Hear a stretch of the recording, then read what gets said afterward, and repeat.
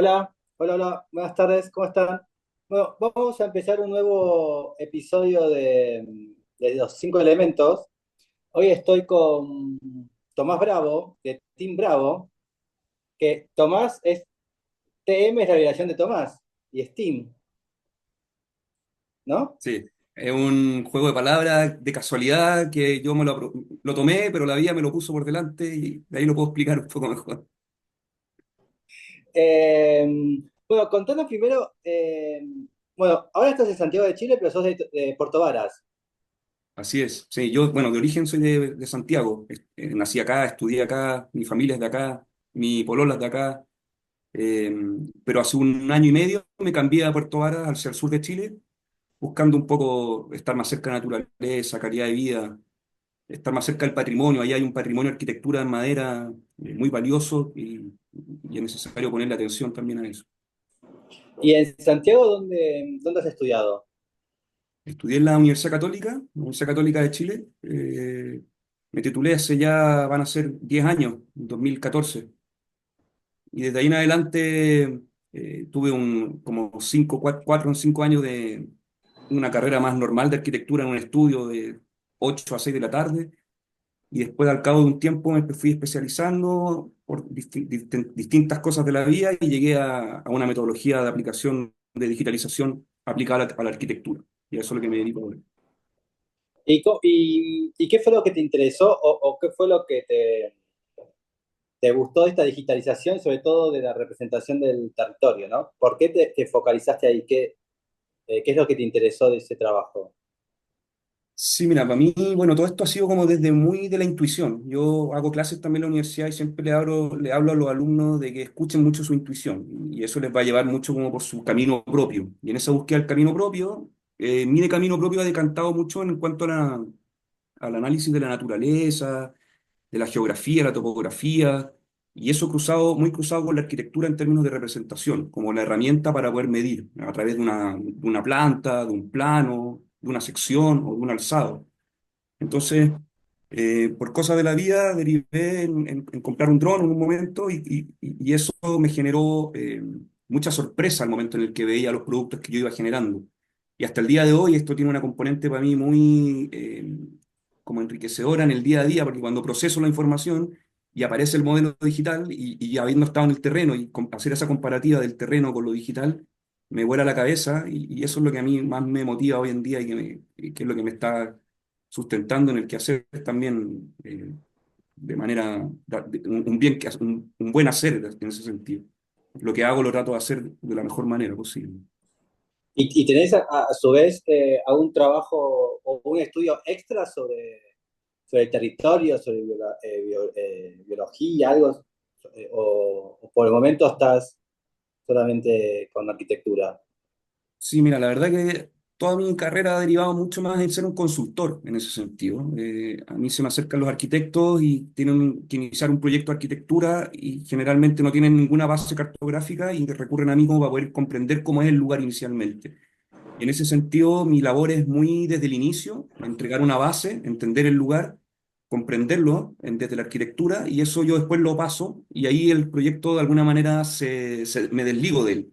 Y ahí vuelvo a tomar otro cliente, y así estoy como en una constante mensualmente buscando nuevos clientes, y eso me permite también abarcar una espectro de proyectos muy amplio en los cuales ha derivado por un lado en el territorio, pero también ha derivado en el patrimonio, en la digitalización de arquitectura en patrimonio industrial en desuso, muchas veces en decadencia, y también ha derivado en el ámbito de la representación como de arquitectura. Entonces hay como, yo diría que hay como tres patitas en este trabajo, una que es como el territorio, la topografía, entender el territorio de grandes extensiones, satelitalmente incluso, y ahí hay distintas escalas de acercamiento al territorio. Uno lo puede entender desde la perspectiva humana, en un croquis, o desde un dron, o desde un satélite. O sea, ahí hay como distintas dimensiones.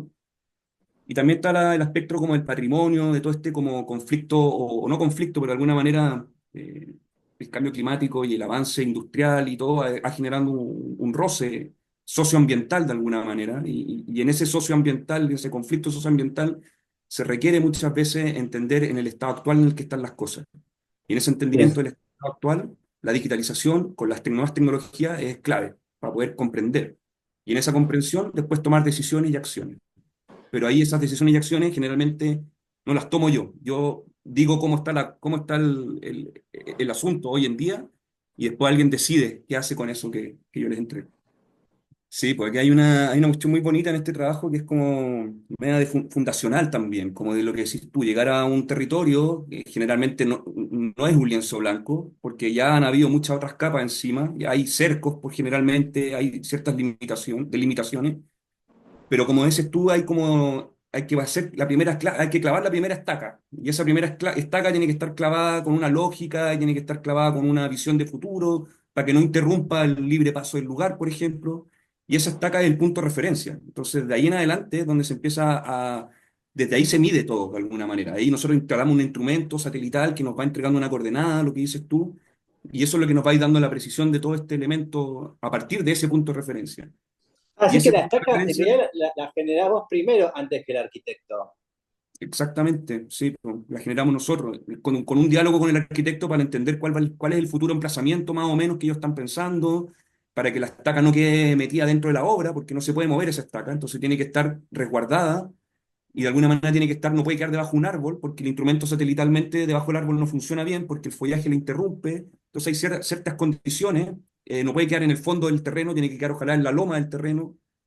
Eh, Hay ciertas condiciones, no puede quedar debajo de una torre de alta tensión, por ejemplo, porque el instrumento se distorsiona con el electromagnetismo. Entonces hay un montón de lecturas del territorio en función de la metodología que se va a utilizar para poder empezar a dibujar y trazar.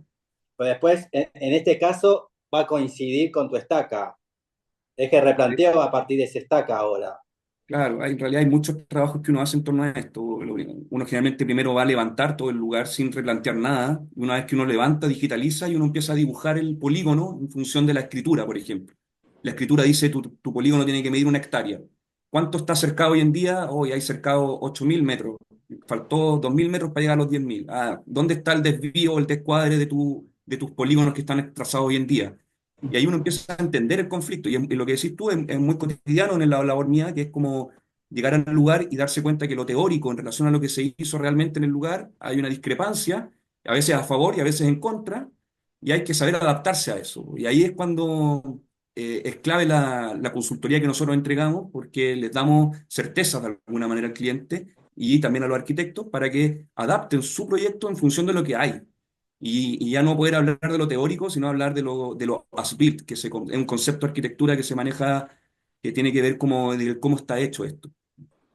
Y en tu día a día con los estudios de arquitectura, ¿no? Que debes de tener desde varios niveles de ego y de estrellatos. Eh, ¿Cómo se mantiene, cómo mantenés la cuestión de, bueno, mira, soy un asesor, te estoy proponiendo que esto va a ser lo mejor, que esto no, porque acá ¿cómo es ese diálogo? Es como, dale, dejate de joder, sos un pibe, no me rompo las bolas, o ok, a ver, Tomás, qué güey, ¿cómo es ese, bueno, decirte, che, tipo, escúchame, o ¿cómo es ese trato? Es muy interesante la pregunta que tú haces, porque a lo largo del tiempo esto ha sido tan nuevo, el avance de estas nuevas tecnologías aplicar a arquitectura, que generalmente se ha aplicado a la geomensura, topografía, otras disciplinas. Y aplicado a la arquitectura ha sido tan nuevo que entonces me ha significado como a partir de las redes sociales también poder validar un poco este trabajo. Y en la validación aparece la admiración y en la admiración aparece la inquietud y en la inquietud aparece como el quiero trabajar contigo. Entonces me ha tocado mucho la verdad que gracias a Dios no he buscado clientes, me han llegado hasta ahora todos los clientes y cada vez los clientes han sido con un desafío un poco mayor. Y en general los arquitectos son buenos clientes, yo diría. Son personas que manejan tantas variables al mismo tiempo que tú les tienes que explicar cuál es la metodología y ellos rápidamente la comprenden y la saben cómo incorporar en su plan maestro, por así decirlo. Y ahí entra también mi expertise, que es como preguntarles primero, ¿qué quieres hacer? ¿Qué quieres ver?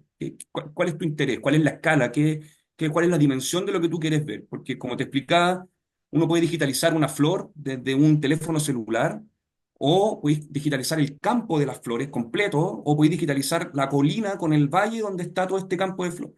Y no lo vais a hacer todo con el celular, lo vais a ir haciendo con distintas unidades y herramientas. Y cada herramienta tiene ciertas complejidades, ciertas ventajas. Entonces ahí primero la pregunta al cliente es como, ¿qué quieres hacer? ¿Qué quieres ver?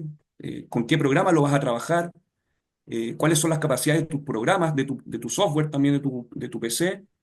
Y en función de todas esas preguntas, yo voy tratando de amoldar el encargo y ofrecerles también una carta de honorario acorde a lo que ellos quieren, porque ocurre mucho que esto es tecnología hiper sofisticada, y eso significa que a veces los clientes quieren ver desde el tornillo hasta la montaña donde está puesta la casa.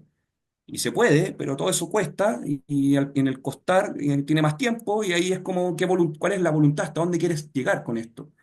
Y en esa suerte he tenido ahora, últimamente llevo haciendo dos encargos, puedo hablar de uno, el otro no puedo hablar, y el de que sí puedo hablar, el que te quería mostrar, que es el Mercado de Concepción, y es de la Oficina de Arquitectura de Arellano, Lopetegui Arellano, de Patricio Lopetegui y Pablo Arellano, una oficina de arquitectura emergente, que se han ganado varias licitaciones muy importantes, y entre esas está este proyecto del Mercado de Concepción.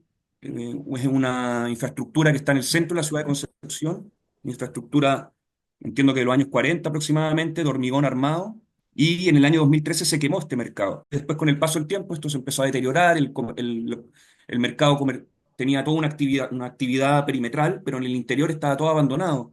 Y ahí aparece una licitación pública con el nuevo gobierno de Gabriel Boric y hay como una voluntad empresarial, o sea, presidencial, perdón, y ahí se organiza el gobierno regional, el MIMBU, el Serviu, el MOP, se organiza el gobierno regional, la municipalidad, etcétera, lanzan una licitación, se la adjudicó Lopetegui Arellano y ellos empiezan a reunir consultores para poder desarrollar esta licitación y ahí aparece mi expertise, que es la digitalización para poder generar insumos iniciales, para poder analizar cuáles son las deformaciones estructurales del edificio, en qué estado está actualmente, eh, cuál es la condición as built del lugar también, y poder como contrastar también con planimetrías que son de los años 40, dibujadas a lápiz muchas veces, donde el puro plumón representa 5 metros de espesor, entonces hay como ciertas imprecisiones, y el lugar con el tiempo ha sufrido tantas mutaciones, la verdad, que nadie sabe cómo está, ni los locatarios, y nosotros también no logramos escanear el 100%, logramos escanear un 90% de lo que estaba permitido entrar, porque había muchos lugares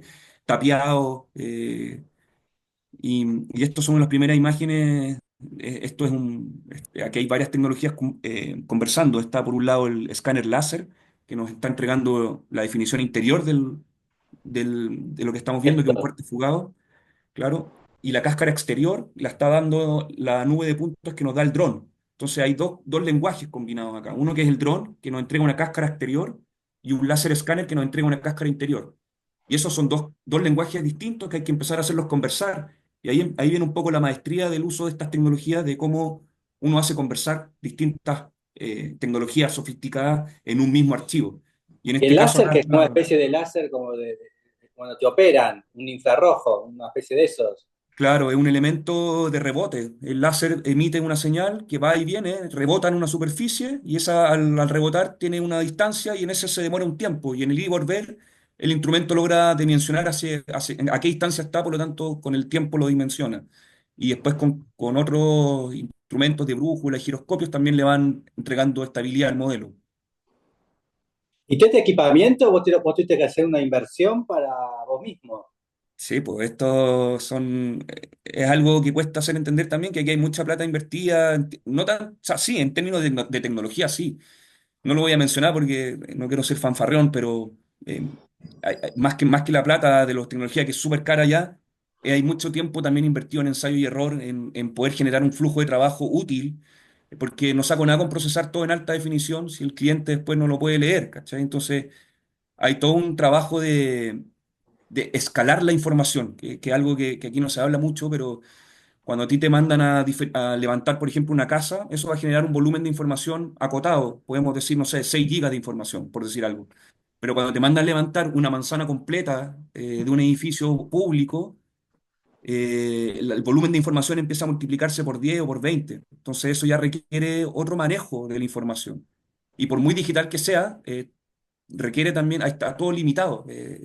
La miniaturización de la digitalización y la virtualización de los elementos, por muy miniatura que sea, requiere cierto espacio. Por ejemplo, yo tuve que invertir y comprar un computador de torre, que es lo que te mencionaba al principio, de que mi computador general, mi computador donde yo proceso toda esta información, es una torre que la tengo en Puerto Vara. Y yo ahora estoy en Santiago, entonces estoy conectado a través de TeamViewer o por Google Remote Desktop para poder acceder a mi computador y procesar desde allá, pero pudiendo visualizar desde Santiago de Chile. Entonces también hay como un uso de la tecnología en mi quehacer, desde el terreno también al procesamiento y comunicación también de la ¿El información. láser también te genera la planimetría, te genera las medidas y las distancias, o eso después vos lo tenés que configurar a partir de otro software?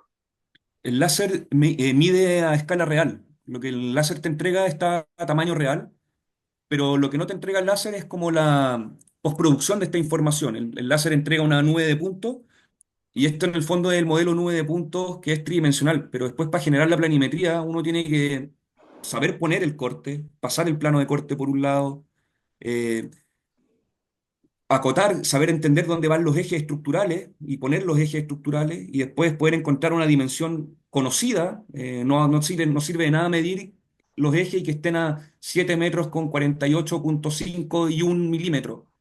Hay que saber acotar y como redondear las unidades para poder entender el edificio en su totalidad. Y todo ese entendimiento no lo da la inteligencia del programa, la verdad. Eso lo da la inteligencia humana. Y ahí es donde como el temor de la inteligencia artificial y todo esto uno diría como, oye, está bien, como que el programa o la inteligencia nos puede entregar mucha información, pero después también es qué hacemos con ella y cómo la mostramos y cómo la dimensionamos, cómo la escalamos y qué cosa queremos ver de esta información, porque acá la verdad que hay un montón de información. O sea, si yo me acerco acá y te muestro como el modelo desde adentro, te vas a dar cuenta que están como modelados hasta como los rollos de almacenamiento de botella y cosas que la gente almacenaba ahí, ¿cachai? Entonces, la información está, el programa tiene la inteligencia para almacenar todo esto, sí, el programa puede correr toda esta información, sí, pero ahora, ¿qué hacemos con todo ello? ¿Cachai? Y ahí es cuando aparecen esos esquemas que te compartía y te mostraba anteriormente. Y, Otra, esas líneas verdes son los láser que van pasando, ¿no? claro, en este caso, las pelotitas rojas son de donde está tomado cada uno de los láser. Desde ahí nosotros colocamos el trípode y de ahí se midió cada una de las tomas. Y cada Ok, una de estas tomas de pelotitas rojas se tiene que enlazar entre una con otra para que se pueda hacer una visualizar, red. se pueda completar el modelo. Una red, exactamente. Y si esos enlaces son verdes, porque está bien enlazado, está como calibrado, tiene un rango de error muy poco. Mira, ahí voy a mostrar, aquí voy a poner la planta. Esa es la planta del mercado y ahí están todas las tomas de los láser que hicimos, y tanto interior como exterior. ¿Cachai? Entonces, ahí viene el cuestionamiento de, ok, la información está, es capaz de hacerse, es capaz de levantarse, pero ¿y ahora qué hacemos con ella? Y ahí es cuando aparece la maestría de la arquitectura o del humano de alguna manera, en la que es como, ok, vamos a sintetizar toda esta información en poder hacer un corte fugado para poder entender los niveles, los subterráneos, los niveles interiores respecto a las calles, cuál es la altura de la bóveda de hormigón armado, en qué situación está de desplome o no la bóveda. Y aquí, por suerte, todo se nota que está bien hecho. Ahí hay algo también muy bonito de lo que he ido analizando, que uno, a partir de este trabajo, uno es como una arqueología, una arquitectura arqueología, en el cual uno va deduciendo cómo los antiguos o cómo los arquitectos antiguos fueron diseñando también. Y ahí uno se da cuenta de la maestría de cómo ellos pensaban o las cuadraturas que ellos tenían y cómo iban trazando y las lógicas que iban utilizando para poder diseñar. Entonces, Bien. tiene ese componente también de ir entendiendo a la lógica que hay detrás del edificio. Entonces, este es como el modelo 3D que yo les puedo compartir también a los clientes para que la persona que no tenga instalados los programas de arquitectura y que no tenga relación mucho con la arquitectura también, pueda él o ella comprender con una manera más libre cuál es su lugar de estudio. Bueno, esto parece más como una foto satelital, ¿no? Claro, es una fotogrametría que tiene que ver con, en una malla 3D, pegar sobre ella una imagen, una foto, que en este caso la foto está tomada con dron. Y a partir de este modelo 3D yo puedo obtener, por ejemplo, secciones donde las cuales yo le voy poniendo los ejes, voy encontrando cuál es la medida de este edificio. Y en este caso, que es un desafío grande, no lo hice solo, lo desarrollé con Cristóbal. Cristóbal es un estudiante de arquitectura que ya ha tenido manejo de nubes de puntos, entonces él me está colaborando y él va a ser la modelación BIM de esta información. Él está trabajando en este mismo modelo Revit que yo le compartí y él está haciendo la solidificación de los espesores de esta nube de puntos. Pero generalmente trabajo solo o con mi papá también, que me acompaña muchas veces a terreno. Él es como parte de la logística del equipo también. Y ahí, de acuerdo al encargo, me voy agrandando o achicando. En punto inicial sos vos, sos Soy yo Tomás. solo, sí, sí. Ahí yo hablo a veces de nosotros, pero soy yo, y a mí me echan, a veces se ríen de mí, de que hablo de nosotros, pero en realidad soy yo, pero generalmente, si bien lo desarrollo yo, pero los trabajos son un conjunto de mucha más gente. Trabajo con geomensores también y con topógrafos que me colaboran y me ayudan a capturar datos también. Eh, entonces, como que Team Bravo, si bien soy yo, pero también tengo una red de apoyo mucho más amplia. De acuerdo al encargo, yo me voy asociando también. ¿Y cuánto sería ese número de apoyo? ¿Cuánta gente necesitas? Uy, ahora, por ejemplo, trabajamos en un proyecto con 3 geomensores, más Juan, que era un arquitecto que estaba escaneando un interior, más yo que estaba haciendo la fotogrametría exterior, y más un colaborador, también éramos 6 personas en un proyecto. Pero Bien, también tengo otro colaborador que me ayuda con los vuelos de alas fijas, que está en Valdivia, que es para Norambuena, y el trabajo con Jaime, que es el piloto. Trabajo con Jonathan, que está en Santiago también, que es topógrafo. Ahora estoy conociendo a Gastón, que es otro geomensor en Santiago, y a Matías, también otro geomensor. Entonces así me voy como ampliando de acuerdo a los encargos y la definición de la complejidad también. bien. ¿Y qué diferencia hay entre un arquitecto y un geoagrimensor?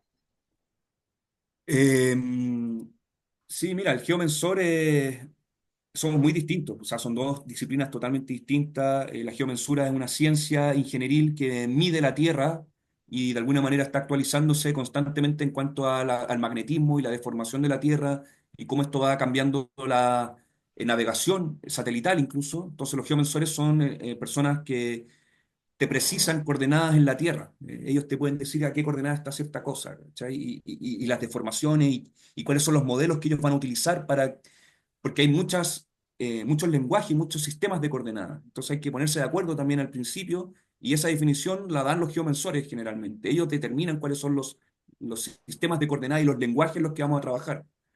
Eh, pero la arquitectura, por ejemplo, se diferencia de la geomensura en la que nosotros trabajamos en un rango de definición al centímetro. Los geomensores muchas veces trabajan al milímetro y ahí hay un nivel de sobreexigencia sobre ello que yo muchas veces digo, ojo, que aquí esto es para arquitectura, no necesitamos tener el milímetro de la definición, por lo tanto, tenemos una tolerancia, podemos trabajar con más holgura, la arquitectura más bien trabaja en cuanto al espacio y a la dimensión, eh, pero no tiene muchas veces, o sí, a veces sí, pero no tiene la complicación del montaje preciso en el milímetro del perno que viene el helicóptero y quepa justo la tuerca.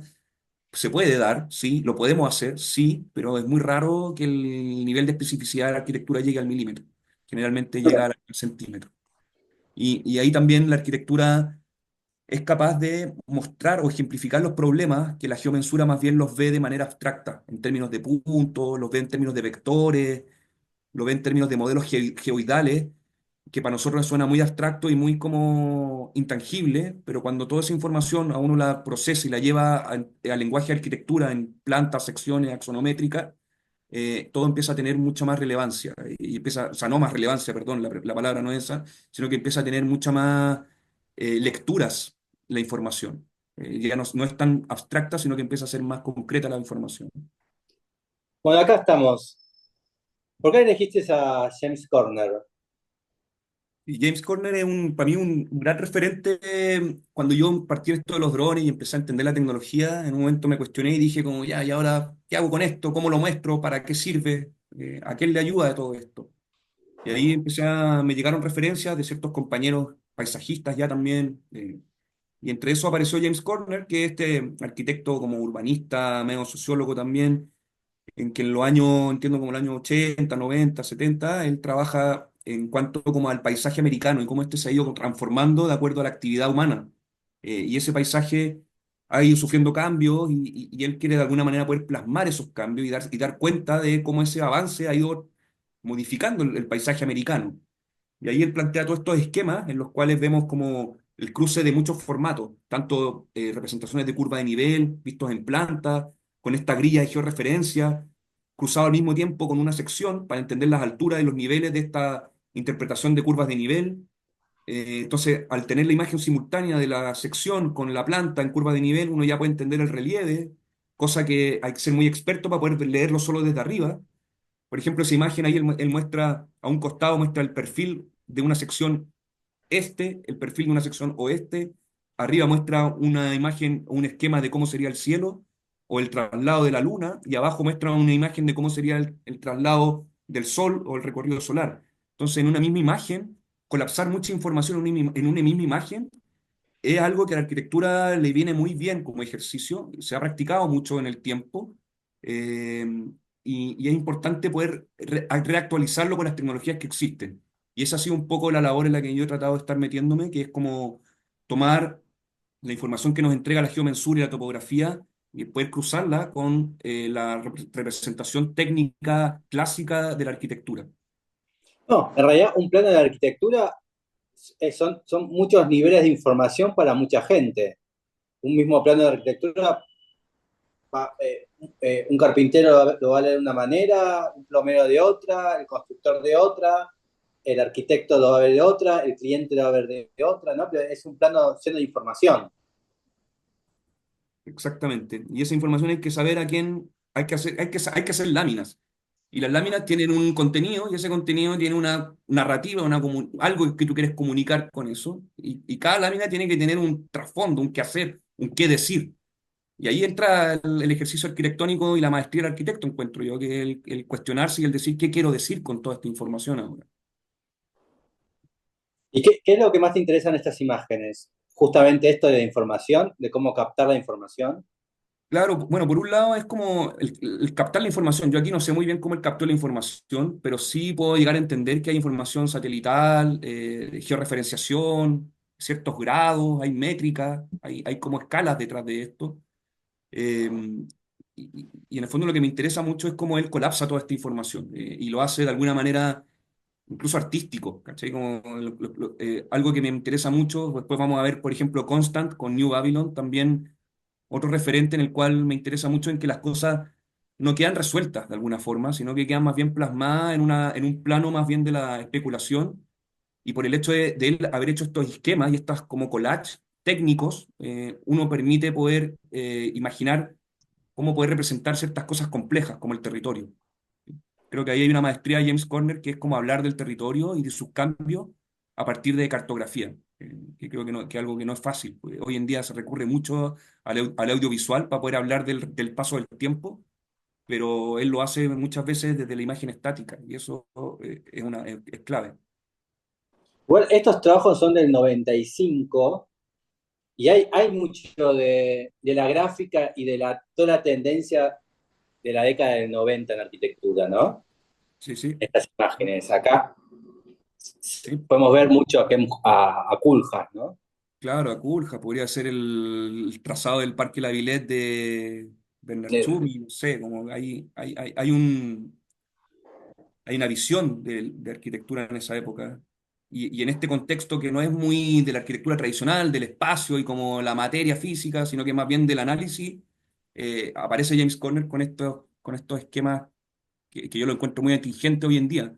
Esto de los campos eólicos acá en el sur de Chile y sobre todo en Chile, por los altos vientos que hay, es un temón y está empezando a modificarse el paisaje en función, a veces positivamente y a veces negativamente. O sea, yo te digo, tengo el caso de un profesor que me comentaba que en su terreno él nos compró y al tiempo después estos agentes energéticos arrendaron muchos los terrenos alrededor de él y pusieron muchas torres. Y él quedó inmerso en un parque eólico sin haber cedido terreno, ¿cachai? Entonces, pero al mismo tiempo está el lugar de Punta Arenas donde es necesario tener parque eólico porque el viento que hay es gigantesco y es un recurso que se está perdiendo. Entonces, y Punta Arenas es un lugar industrial, entonces ahí sí corresponde quizás tener estos parques eólicos. Y ahí está un cuestionamiento que hay que hacer, de dónde corresponde y dónde no, vamos a hacer una zona de sacrificio o no. Y esos cuestionamientos, para poder llegar a mostrarlo y decirle a alguien, oye, esto está pasando, hay que saber mostrarlo. Y estos son algunas pequeñas luces de cómo podríamos llegar a mostrar ciertas de estas cosas, conflictos socioambientales que están ocurriendo. Sí, qué buenos que son. Sí, no, son súper interesantes.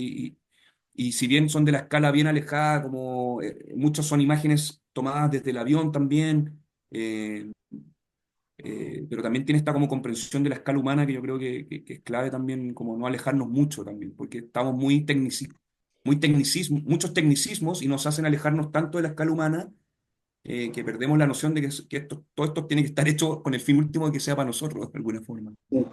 Igual también hay muchas situaciones de arte, ¿no? Como de comunicación y expresividad del arte.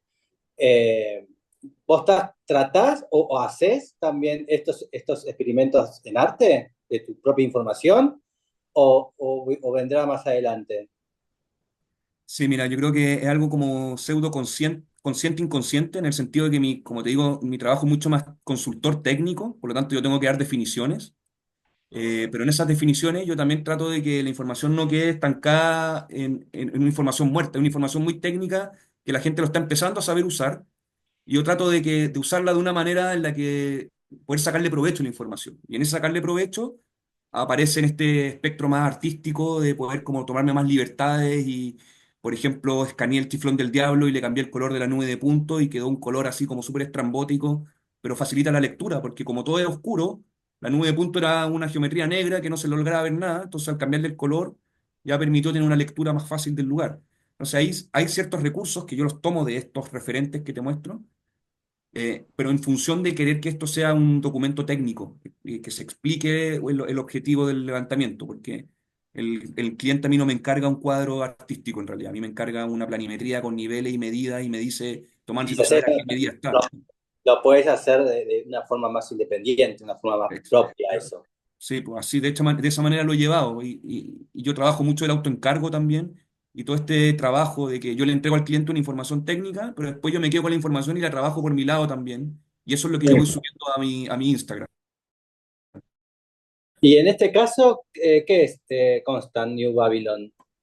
Constant es como un arquitecto, la verdad que no lo conozco mucho, yo no soy tan teórico, no me quiero carrilear ni caer mucho en temas que no conozco, pero es un arquitecto con una tendencia más bien como gitana, por así decirlo. Este arquitecto trabaja más bien en urbanizaciones media efímeras, donde hay mucho de autoconstrucción también, pero con una planificación de un plan maestro, de una visión, de una imagen unitaria, pero que esa imagen unitaria está compuesta de varios elementos y cada uno es medio efímero y se traslada y se pone y se coloca y se saca.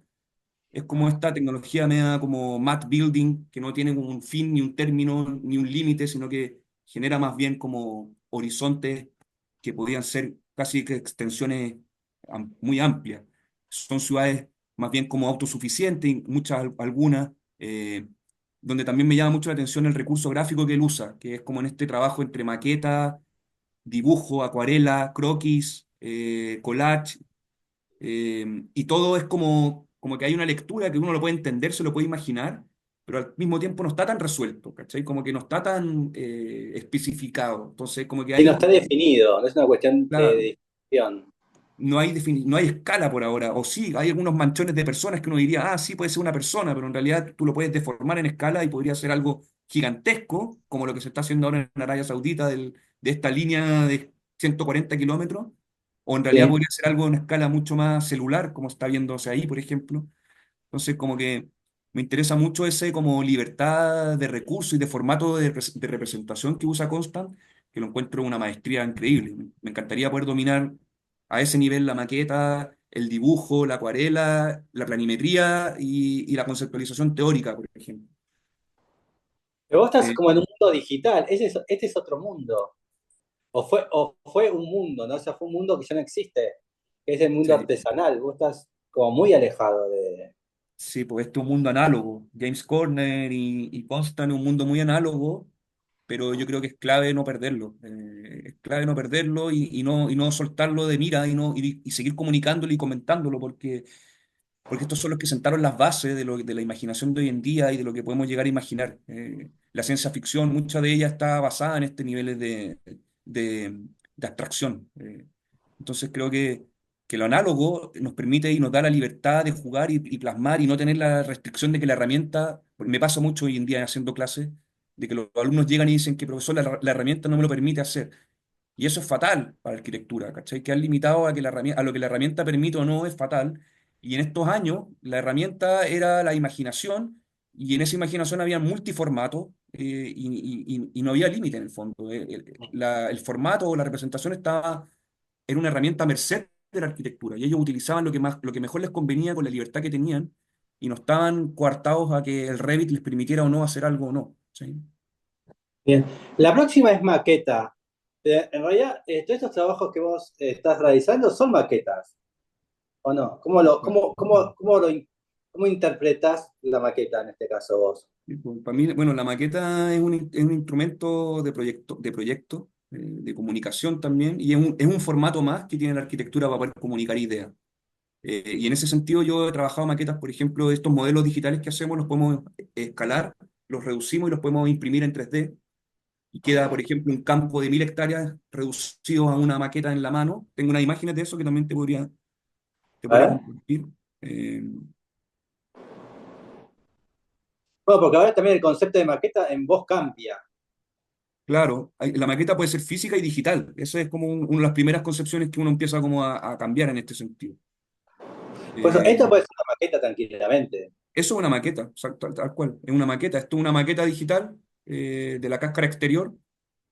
El modelo de Revit también es una maqueta digital. Es una maqueta física, pero que esta maqueta tiene medidas, está dimensionada. La maqueta que te mostraba antes, esta no está dimensionada. No tiene una. Uno puede interpretar la escala por la proporción, pero no tiene una. Yo no podría medir a través de ella. Una maqueta física te quería mostrar. Eh,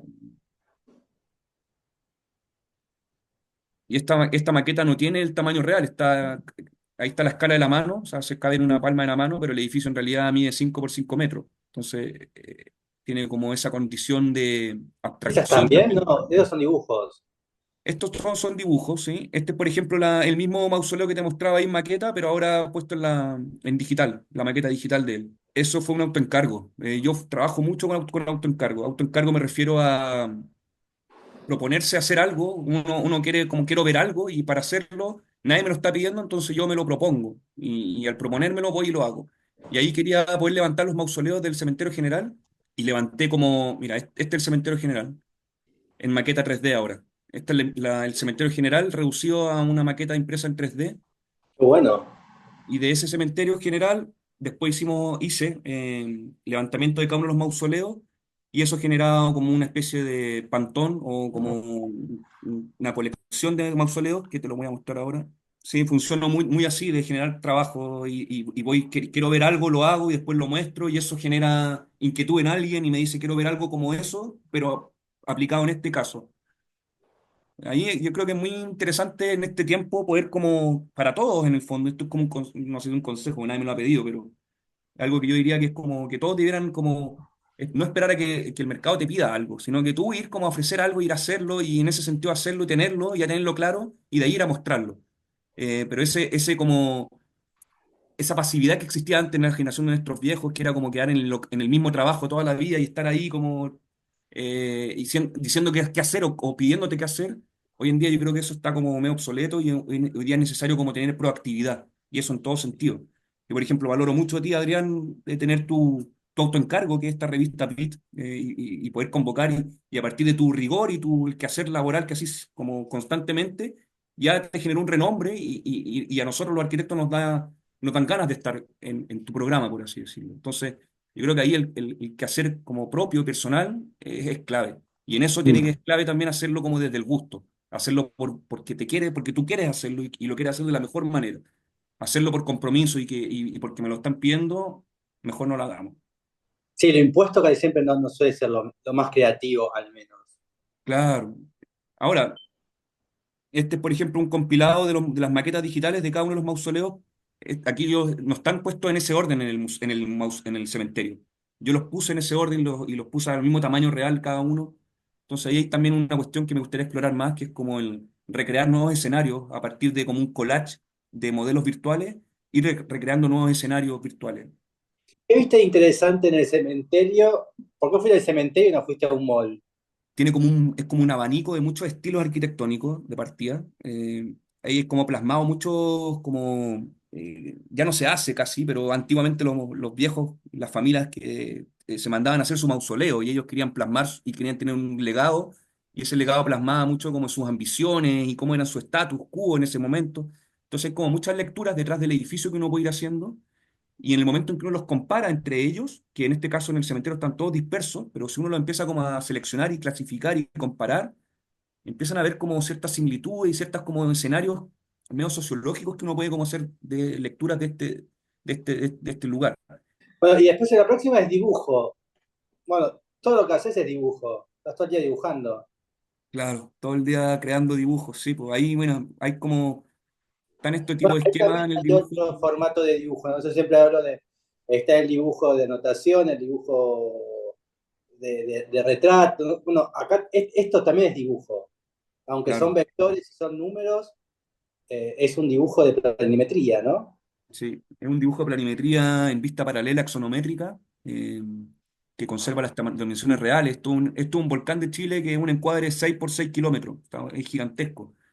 Y esto está hecho satelitalmente en un curso que hice anteriormente. Y claro, aquí hay un dibujo, pero ese dibujo en este caso también está animado. Tiene una componente del tiempo para poder dar cuenta de la topografía, del entorno, del contorno que uno quiere seleccionar también.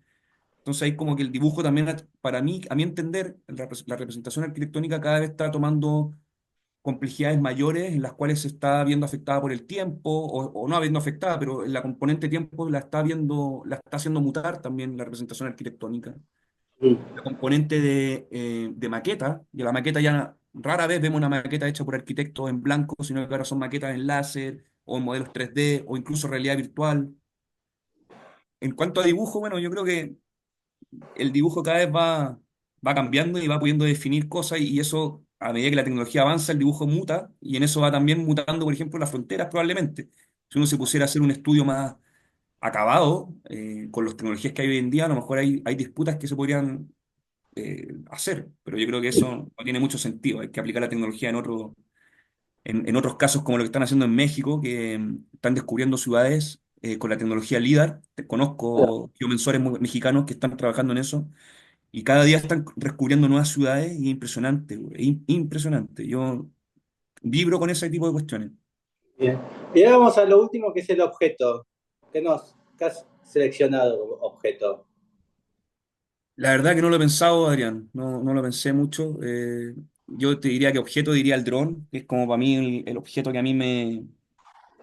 que me hizo dar un salto en mi carrera, yo diría. A partir del dron yo pude empezar a tener una perspectiva de las cosas más alejadas, y al tener la perspectiva más alejada de las cosas he podido sacar más conclusiones, entender ciertas otras cosas, imaginarme ciertas otras realidades. Y el dron es como ese instrumento que te permite ver sin tú estar ahí arriba. Igual vos cuando lo manejas, te es una pantalla en tierra, ¿no? Claro, hay un monitor, uno está monitoreándolo, sí. ¿Y cómo fue esa decisión de comprarte el dron? Fue muy intuitiva, una decisión muy intuitiva. El año Porque nunca 2017. quisiste ser fotógrafo tampoco. No, yo no me defino fotógrafo, yo no soy fotógrafo, no. No, no, digo, siempre nunca quisiste ir por la fotografía tampoco. No, me compré el dron. Mira, estaba haciendo proyecto Erizo, un proyecto de origami que bueno, me hubiese gustado mostrarlo, pero no viene al caso, de origami, y empecé a hacer este proyecto Erizo, que era un ¿Pero de origami. papeles? Te lo voy a mostrar, te lo voy a mostrar, que yo creo que es importante para explicar un poco. Claro, pero llevado al modelo arquitectura de 5 por 5 metros. Como es un testeo de una estructura que funciona a través del pliegue. Y ese elemento, que es el proyecto Erizo, yo lo quise ver después en una vista superior. Quería ver cómo mutaba el edificio, perdón, la intervención, cómo mutaba visto desde arriba. Y ahí yo me conseguí y un cabro, un chico, me hizo unas fotos de dron. Al año siguiente, le pregunté a él aquí está. Le pregunté, oye, ¿qué onda el dron? ¿En qué está el dron? Y me dijo, no, lo estoy vendiendo. Y le dije, ya, te lo compro. Y le compré el dron sin saber para qué, al año siguiente de haber hecho estas tomas que él me hizo, este proyecto él hizo. Intuitivamente compré el dron y lo empecé a probar en el año 2017, y ahí empecé a hacer tomas y videos, fotos, y ahí cada vez que tomaba una foto quedaba sorprendido y después me comentaron que había una tecnología, esta metodología de fotogrametría, que a partir de la foto tú podías modelar, y con esa técnica empecé a hacer pruebas, ensayo y error, a tomar fotos con el dron, a hacer prueba de prueba de prueba. Después empecé a vincular la información en distintos software de arquitectura. Después empecé a optimizar la información. Después empecé a aplicar representación sobre la información. Empecé a sacarle partido a la información, a hacer un discurso con ella. Y después formé una empresa y ahora soy un consultor y ahora estoy tratando de derivar también en poder hacer algo más narrativo, audiovisual. Estoy ahí como teniendo como distintos ámbitos que el interés y la intuición y el autoencargo me han ido llevando. Esto que te estoy mostrando, el proyecto Erizo, fue uno de los primeros grandes autoencargos, que fui un día a la ferretería y compré 12 planchas de terciado de madera con 60 bisagras y estuve 6 meses tratando de montar esto. Y cuando lo logré montar, lo presenté en una plaza pública con mucha gente, le metimos luz, humo, y ahí empezó a agarrar ribete y después el proyecto Erizo lo solté y me quedé con el dron, que fue lo que me derivó de Proyecto Erizo, y de ahí del dron empecé a investigar esto que te estaba mostrando ya de los modelos territoriales, patrimoniales y representación de arquitectura. Sí, bien, qué bueno. Hagan lo que tienen en mente con los recursos que tengan, en el tiempo que tengan, en el lugar que estén. Sí, Vayan aparte, hacia allá. no hay que proponérselo a nadie, ¿no? Lo tenés que hacer vos. Sí, tienes que Bueno, yo, hacerlo. yo siempre cuento que yo estuve casi 10 años, ¿no? Diciendo, quiero hacer entrevistas. Y le iba a decir a la gente, ¿no? Y la gente, no, vos no, porque vos, tu forma de ser no corresponde, o estas cosas que me solían decir. Claro. Eh, y hasta que un día dije, bueno, lo voy a hacer yo. Y lo único que tenía era un iPad. Bueno, estoy con un iPad ahora. Y me Perfecto. puse el iPad, puse play y empecé a hablar, qué sé yo. Y empecé a publicar. Sí. Y bueno, es una revista, dije esto. Y ahora 4 años que estoy haciendo esto. Pero Súper bien. yo durante muchísimos años quería hacer entrevistas y todos me decían que no. Hasta que dije, bueno, lo voy a hacer eh, sin, sin ayuda, tipo, lo hago yo. Sí. No, Bueno, listo. eso es clave, yo creo que como no ponerse los peros. Bueno, igual estuve 10 años, ¿no? Tipo, Sí. Bueno, es escuchando la que negativa y no haciéndome caso, ¿no? sí, pues, cada uno tiene su tiempo, cada uno tiene su tiempo y su momento, y la inquietud y la frustración. Muchas veces hay gente frustrada que no sabe que eso es el motorcito para poder tomar un nuevo camino, un nuevo rumbo, y cada uno tiene su tiempo. Pero el Hay que hecho de que hacerlo. aparezca, sí. Eh, bueno, y ahora ya terminamos. ¿Qué trabajo estás haciendo ahora? ¿En qué andás? Ahora estoy terminando dos trabajos, el de Concepción y uno en Punta Arenas, al sur de De Chile, concepción del mercado. el mercado, sí. Estoy coordinando dos equipos. Ahora sí estamos siendo Team Bravo. Estoy con un equipo que es Concepción y un equipo que es el de Punta Arenas. El Y de Punta Arenas es ese que no puedes hablar, ¿no? claro, sí, hay contrato de confidencialidad de por medio. Qué bien. Sí, yo soy mucho más de que la información tiene que ser democrática y me gusta el patrimonio industrial en desuso porque todos podemos ir a ver y meternos adentro y tener esa experiencia del abandono. Y es público finalmente. El patrimonio, por el hecho de ser patrimonio, es porque todos le hemos dado la condición pública a ese lugar. Entonces, que eso pierda esa visión y poder transmitir eso, a mí no me convence mucho, pero es trabajo y hay que hacerlo. ¿Y qué más? Tú estás con esos dos proyectos en paralelo. Sí, y bueno, y estoy en paralelo en mente, en un autoencargo que me está empezando a dar vuelta hace un rato ya, que tiene que ver con poder generar pequeñas cápsulas de donde se muestre estos conflictos socioambientales. Me ha tocado mucho, estoy viendo muchos conflictos socioambientales y poder mostrar esto con las tecnologías que te estoy dando cuenta, como comunicarlo narrativamente Que en una cápsula contamina. audiovisual, todos estos modelos y planimetría y que de alguna manera pueda ser una documentación visual, un programa. De contaminación, lo que decías de los, de los eólicos. Claro, de todo. Hay unos que son zonas de sacrificio, hay otros conflictos que son más bien del patrimonio, de conservación, que están en deterioro, hay otros conflictos que son más bien, no conflictos, pero por ejemplo, fósiles de árboles milenarios que están debajo del mar y que con la marea bajan y son bosques, hay 140 tocones que se llaman de alerce que se podrían mapear y después uno podría reconstruir cómo era ese bosque y dar cuenta de cómo la actividad de extracción maderera fueron modificando el territorio y ahí aplicar todas estas tecnologías. Yo creo que hay un referente muy clave que es como Forensic Architecture, no sé si te suena, yo creo que lo has escuchado. ¿No? Ahí podríais buscarlo después como que tiene que ver con como hacer investigación científica de eventos catastróficos y esa investigación científica poder como documentarla y mostrarla a partir de esquemas, modelos, eh, imágenes satelitales, transcurso del tiempo, etcétera. Forensic Ahí Architecture, con cuestiones de terremoto, ahí tenés bastante un montón. Sí. con las capas, ¿no? Con el terremoto ve las capas de la geología de las montañas, ¿no? Ese tipo de cosas. Sí, sí, pues ese es mi siguiente paso. Yo creo que lo quiero ir construyendo a poco, es como generar una especie de productor audiovisual que utilice la arquitectura y sus medios de representación para poder comunicar narrativas y problemas o críticas o situaciones que están en roce hoy en día en la sociedad.